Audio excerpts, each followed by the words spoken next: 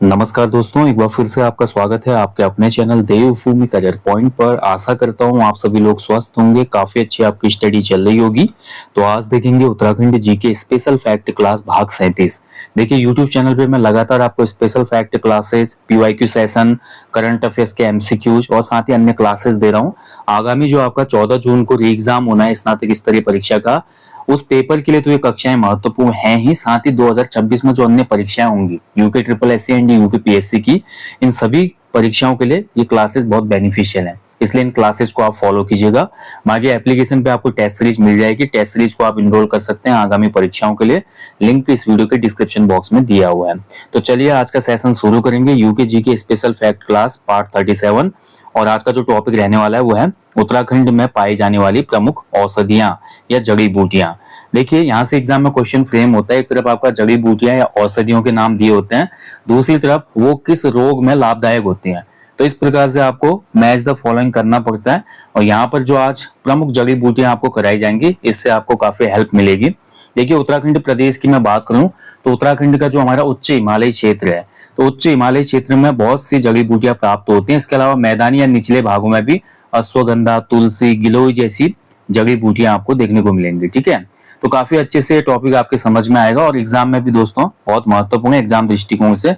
तो चलिए शुरुआत करते हैं। देखिए उत्तराखंड राज्य को आप सभी ने इतिहास में भी आपका इसका जिक्र है। जब हम उत्तराखंड का इतिहास पढ़ते हैं तो उत्तराखंड में इतिहास में हमने पढ़ा था चरक संहिता। चरक संहिता में उत्तराखंड को क्या बोला गया है? वानस्पतिक बगीचा। ठीक है, वानस्पतिक बगीचा किसमें बोला गया है? चरक संहिता। जो कि आपकी चरक संहिता जो है आपकी चिकित्सा से संबंधित, आयुर्वेद चिकित्सा से संबंधित एक किताब है पूरी। ठीक है, चरक संहिता। तो वानस्पतिक बगीचा इसमें उत्तराखंड को बोला गया बॉटेनिकल गार्डन। ठीक है, और इस चरक संहिता में हिमालय क्षेत्र को, हिमालय का जो भूभाग है, क्योंकि देखिए जब हम बात करते हैं हिमालय की तो हिमालय क्षेत्र में ही संजीवनी बूटी भी मिली थी। आप जब देखते हैं ना रामायण को, आपने देखा होगा रामायण में जब आपका लक्ष्मण जी मूर्छित हो जाते हैं, शक्ति लग जाती है जब उनको, तो उसके बाद हनुमान जी पूरा संजीवनी के खोज में जाते हैं, पूरा पर्वती उठा के लाते हैं। तो सुसेन वैद्य फिर संजीवनी बूटी से लक्ष्मण जी को जीवित करते हैं, उनके प्राण को वापस लाते हैं, है ना। तो चरक संहिता में हिमालय क्षेत्र का जो वर्णन है, हिमालय को बोला गया है हिमवंत। हिमालय को क्या बोला गया है? हिमवंत औषधम भूमि नाम। ठीक है, ये बोला गया है चरक संहिता में। अब दोनों पॉइंट आपको याद रखने हैं। चरक संहिता में आपका जो उत्तराखंड है, उत्तराखंड को वानस्पतिक बगीचा बोला गया, जबकि हिमालय क्षेत्र जो है उत्तराखंड का, उसको हिमवंत औषधम भूमि नाम बोला गया है। ठीक है, उत्तराखंड राज्य में लगभग 500 प्रकार की जड़ी बूटियां मिलती हैं। ठीक है, कितनी? 500 प्रकार की जड़ी बूटियां यहाँ पर पाई जाती है। और राज्य में देखिए वन प्रबंधन अधिनियम है 1982, इसके तहत 114 जड़ी बूटियों को प्रतिबंधित श्रेणी में रखा गया है। यानी कि बिना शासन की अनुमति के, ठीक है, विशेष अनुमति के जड़ी बूटियों का दोहन नहीं किया जा सकता। और इस प्रकार की 114 जड़ी बूटियां क्या है? प्रतिबंधित है। अभी देखिए राज्य सरकार ने रिसेंटली एक नई स्कीम भी लॉन्च की, जिसमें आपका आयुर्वेद चिकित्सा पद्धति को बढ़ावा देने के लिए 13 जनपदों में 13 आयुष ग्रामों की स्थापना की गई है। इनको भी हम देखेंगे अभी वीडियो के अंत में। ठीक है, बहुत महत्वपूर्ण है, मैंने शॉर्ट्स में हालांकि आपको दिया है, फिर भी एक बार आपको रिविजन करेंगे, उसको देख लेंगे अभी हम। ठीक है, और इसके अलावा देखिए आपका भारतीय आयात प्राधिकरण ने 44 जो पौधे हैं, 44 पौधों के इंपोर्ट पर, एक्सपोर्ट पर प्रतिबंध लगाया हुआ है। 44 ऐसे हमारी जड़ी बूटियां या पौधे हैं जिस पर भारतीय आयात प्राधिकरण ने प्रतिबंध लगाया है। ठीक है, कहने का मतलब राज्य में बहुत सी जड़ी बूटियां मिलती है और विशेष अनुमति के बाद या विशेष लाइसेंस के बाद ही उन जड़ी बूटियों का दोहन किया जा सकता है या उनसे दवाइयां वगैरह बनाई जा सकती हैं। इससे आपको समझना है। ठीक है, तो चलिए आप देखेंगे सबसे पहले जो हमारा पर्वतीय क्षेत्रों में या हिमालयी क्षेत्रों में जो प्रमुख दवाइयां या जड़ी बूटियां मिलती हैं वो हमने देखना है। और एक इंपॉर्टेंट पॉइंट आप नोट और करेंगे। देखिए राज्य में आपका उत्तराखंड में जड़ी बूटियों के लिए राज्य औषधीय पादप बोर्ड गठित हुआ है। राज्य औषधीय पादप बोर्ड। ठीक है, तो राज्य औषधीय पादप बोर्ड, इसकी स्थापना की गई है राज्य में जड़ी बूटियों के विकास के लिए। और इसका अध्यक्ष होते हैं राज्य के मुख्यमंत्री। स्थापना कब हुई इसकी? 14 अगस्त 2001 को। 14 अगस्त 2001, ठीक है, महत्वपूर्ण है, याद रखना। उत्तराखंड में राज्य औषधीय पादप बोर्ड की स्थापना 14 अगस्त 2001 को की गई थी। इस बोर्ड का मुख्य ऑब्जेक्टिव क्या है? तो राज्य में औषधीय पौधों की खेती और उनके प्राकृतिक आवासों के संरक्षण को बढ़ावा देना, औषधीय पादपों की सूची तैयार करना और जड़ी बूटी जो संग्राहक हैं और किसानों की सहायता करना, ठीक है। और इसके साथ साथ जो हमारा नेशनल लेवल पर राष्ट्रीय औषधीय पादप बोर्ड है उसके साथ समन्वय स्थापित करना। तो ये सब कार्य होते हैं राज्य औषधीय पादप बोर्ड के। अब देखेंगे जो प्रमुख जड़ी बूटियां कौन कौन सी हैं। सबसे पहले देखिए अमेस। अमेस जो है भैया आपका, अमेस जो है ये पहाड़ी क्षेत्रों में टमाटर जो होता है, टोमेटो, टमाटर के विकल्प के रूप में प्रयोग किया जाता है, यानी कि पहाड़ी टमाटर है एक हिसाब से, ठीक है, पहाड़ी टमाटर हम इसको कह सकते हैं। अमेस का पौधा पहाड़ी क्षेत्रों में टमाटर के विकल्प के रूप में प्रयोग किया जाता है। इसका एक अन्य नाम है, इसका अन्य नाम है हिप्पोपी, ठीक है, इसको क्या कहा जाता है? हिप्पोपी भी कहा जाता है, ठीक है। नेक्स्ट देखिए आपका धुनेर या थुनेर। धुनेर या थुनेर बहुत महत्वपूर्ण है। देखिए इसका जो प्रयोग होता है कैंसर के इलाज में होता है, ठीक है, कैंसर के इलाज में, कैंसर जो बीमारी है उसके इलाज में धुनेर का प्रयोग होता है, क्योंकि धुनेर से हमको मिलता है एक केमिकल, ठीक है, एक रसायन हमको प्राप्त होता है इससे, और इस रसायन का नाम है टैक्सोल, ठीक है, टैक्सोल नामक रसायन इससे प्राप्त होता है धुनेर के पौधे से, जो कि कैंसर के इलाज में बहुत प्रभावकारी है। क्लियर? चलिए आगे बढ़ेंगे। अगला है देखिए आपका किल्मोरा। तो किल्मोरा देखिए आपका, किल्मोरा को हमारे पर्वतीय अंचलों में खासकर गढ़वाल क्षेत्र में, कुमाऊं में तो किल्मोरा ही कहा जाता है, जबकि गढ़वाल क्षेत्र में इसको किनगोड़ा कहा जाता है, ठीक है, किनगोड़ा। तो किनगोड़ा जो है, किनगोड़ा जो होता है, किल्मोरा जो होता है, इसका प्रयोग आंखों के उपचार में किया जाता है, ठीक है, आंखों के उपचार में, आंखों के उपचार में इसका प्रयोग होता है। और दूसरा देखिए इसका एक अन्य नाम और है, इसका अन्य नाम है दारू हरिद्रा, ठीक है। क्वेश्चन डायरेक्ट भी बन सकता है कि उत्तराखंड के किस औषधीय पादप का नाम दारू हरिद्रा है? तो दारू हरिद्रा जो है किलगोड़ा या किनगोड़ा या किल्मोड़ा को कहा जाता है, ठीक है, ध्यान रखेंगे। या इसको जरिस्क भी कहा जाता है, दारू हरिद्रा या जरिस्क भी इसका नाम है। और कई जगह पर देखिए किल्मोड़ा की जो जड़ें होती है ना, जड़ों का भी प्रयोग होता है। जड़ें, जड़ें जो होते हैं डायबिटीज, ठीक है, डायबिटीज जो होती है कई जगह पर्वतीय अंचलों में इसकी जड़ों को कूट कर डायबिटीज के पेशेंट खाते हैं, क्योंकि इनकी जड़ों में ना जैसा करेला होता है, कड़वा, इस प्रकार का कड़वापन होता है, तो डायबिटीज के पेशेंट के लिए भी ये काफी ज्यादा बेनिफिशियल रहता है। अगली जो जड़ी बूटी है इसका नाम है भैंकल। तो भैंकल का जो पौधा होता है इसके बीज का तेल निकाला जाता है, बीज से तेल निकालकर, इससे निकालकर, तो इससे आपका गठिया का इलाज होता है, ठीक है, गठिया, गठिया की जो बीमारी होती है ना, जोड़ों में होती है गठिया, तो गठिया का इलाज, भैंकल के बीजों का तेल निकालकर इससे गठिया बीमारी का इलाज होता है, ठीक है। चलिए नेक्स्ट देखेंगे कंडाली। अब कंडाली तो आप सभी को पता होगा, बचपन में किन किन लोगों ने कंडाली का स्वाद चखा है कमेंट बॉक्स में अवश्य बताएं। कंडाली जिसको बिच्छू घास कहा जाता है, ठीक है, बिच्छू घास, बिच्छू घास। तो बिच्छू घास देखिए, इसमें देखिए आपका बिच्छू घास में एक आपका फॉर्मिक एसिड पाया जाता है। तो एसिड की वजह से जब भी ये स्किन में हमारे टच होता है ना, तो स्किन में आपने देखा होगा बहुत ही ज्यादा झंझनाहट होती है, और उसके साथ साथ कभी कभी चकत्ते टाइप के भी पड़ जाते हैं, यानी कि पनिशमेंट के तौर पे कंडाली का प्रयोग किया जाता था पहले समय में, ठीक है। और लेकिन पर्वतीय अंचलों में इसका अन्य भी प्रयोग है। इसकी पत्तियों का प्रयोग, जो इसकी कोमल पत्तियां होती हैं, कोमल पत्तियों का प्रयोग, कोमल पत्तियों का प्रयोग हरी सब्जी बनाने में किया जाता है, ठीक है, हरी सब्जी। तो हरी सब्जी के विकल्प के तौर पे इसके कोमल पत्तियों का प्रयोग किया जाता है, और इसका प्रयोग करने से एनीमिया रोग खत्म हो जाता है, क्योंकि इसमें आयरन जो है भरपूर मात्रा में होता है। एनीमिया रोग का नाशक है ये, ठीक है। कंडाली का साग अगर आप खाएंगे तो ये आपका जो एनीमिया के पेशेंट है, जिनको आयरन की कमी हो जाती है शरीर में, उनके लिए काफी ज्यादा बेनिफिशियल होता है। कंडाली या बिच्छू घास जो है यूरोपीय मूल का पौधा है, ठीक है, ये भारतीय पौधा नहीं है, यूरोपीय मूल का पौधा है। चलिए अगला देखिए झूला। झूला एक वनस्पति होती है, और झूला नामक जो वनस्पति होती है ना, इसका प्रयोग बहुत सी जगह पर किया जाता है। जैसे कि झूला वनस्पति का प्रयोग सांभर बनाने में, दक्षिण भारतीय जो व्यंजन है ना सांभर, सांभर बनाने में इसका प्रयोग होता है। इसके अलावा झूला आपका गरम मसाला बनाने में प्रयोग होता है, गरम मसाला, ठीक है। गरम मसाला के अतिरिक्त इसका प्रयोग आपका किया जाता है हवन सामग्री, जो भी यज्ञ की हवन सामग्री बनती है इसमें झूला का प्रयोग किया जाता है, ठीक है, सामग्री। तो ये झूला, और ध्यान रखेंगे राज्य से हमारा जो झूला है ना, झूला झूला जो वनस्पति है, इसका हम एक्सपोर्ट भी करते हैं फ्रांस को। फ्रांस देश में इसका एक्सपोर्ट किया जाता है यहाँ से।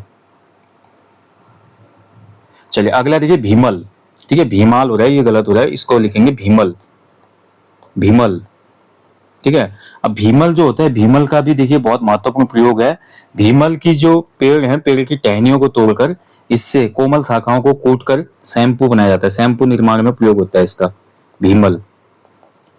ठीक है, शैम्पू निर्माण में प्रयोग होता है। ठीक है, मैंने आपको उत्तराखंड के देखिए जनजाति वाले टॉपिक में भी पढ़ा है। राज्य की एक जनजाति है जो भीमल लकड़ी का हौला जलाती है और इसके चारों तरफ रिंग डांस करती है। ठीक है, कौन सी जनजाति है जरा कमेंट बॉक्स में बताएंगे मुझे। तो भीमल का मल्टीपर्पज यूज है, लेकिन इसके जो कोमल जो टहनियां होती है, ब्रांचेज होते हैं, टहनियां होती है, शाखाएं होती है, उनको कूट कर शैम्पू बनाया जाता है, हर्बल शैम्पू। ठीक है, हर्बल शैम्पू बनाने में काम आता है। अगला देखिए घिंगारू। तो घिंगारू एक कंटीला पौधा होता है ये। ठीक है, कांटे होते हैं इसमें, कंटीला पौधा। तो ये कंटीला पौधा होता है घिंगारू, और इसके फल को खाया जाता है, इसका फल खाया जाता है। ठीक है, फल ध्यान रखेंगे। और घिंगारू का पौधा जो है हृदय रोगों में लाभकारी होता है, हृदय रोग में लाभकारी होता है ये। ठीक है, चलिए नेक्स्ट देखेंगे। नेक्स्ट देखिए ब्राह्मी। अब ब्राह्मी का तो देखिए बहुत ही मल्टीपर्पज है ब्राह्मी। ब्राह्मी जो है आपका ये बुद्धिवर्धक शाक के रूप में जाना जाता है, और ब्राह्मी का जो मास प्रोडक्शन होता है हरिद्वार जनपद में होता है। ठीक है, हरिद्वार में सर्वाधिक उत्पादन होता है इसका, सर्वाधिक उत्पादन।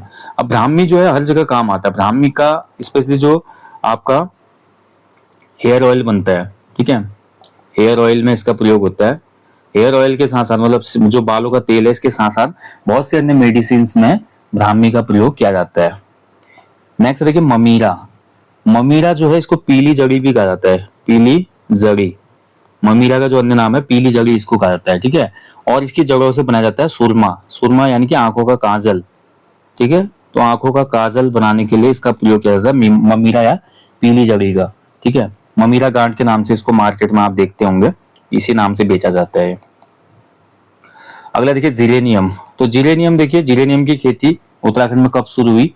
अफ्रीकी मूल का पौधा है, अफ्रीकी मूल का पौधा।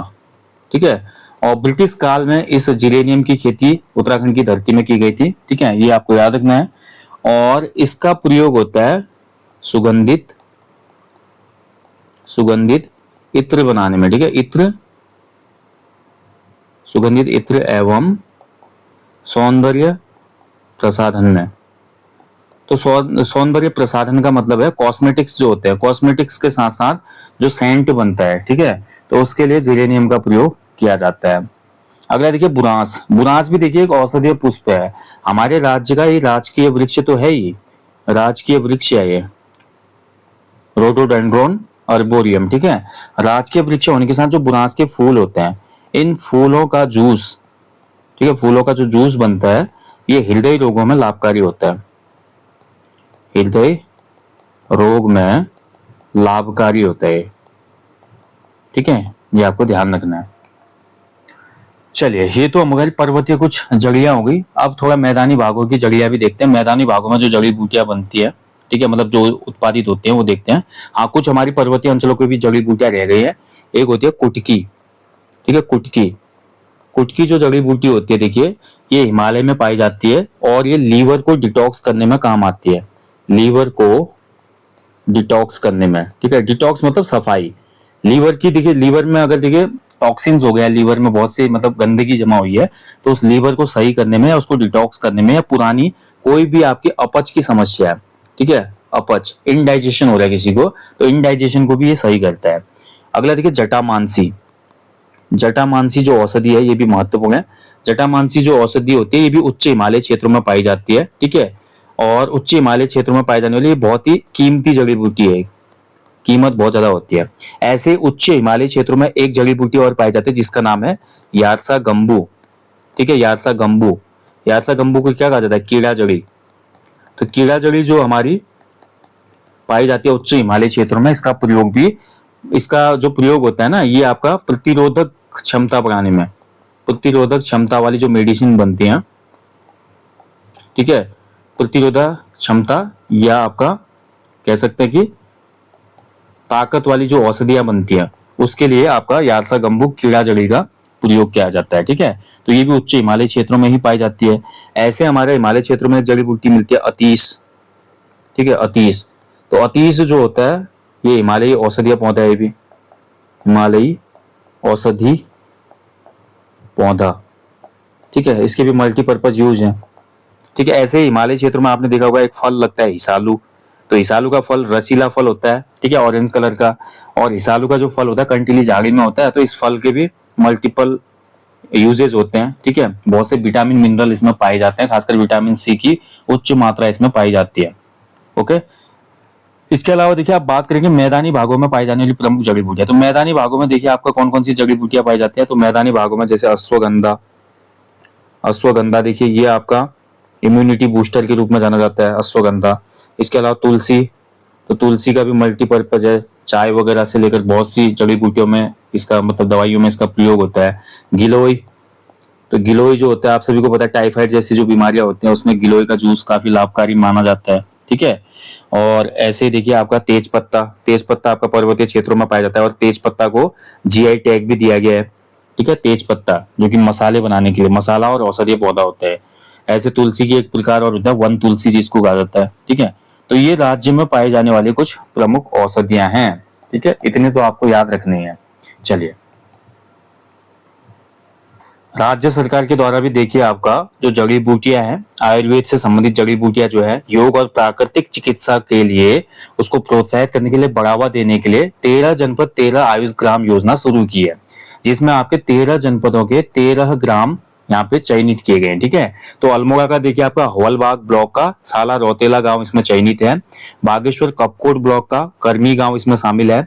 नैनीताल के भीमताल ब्लॉक का नौकुचिया ताल गांव इसमें शामिल किया गया है।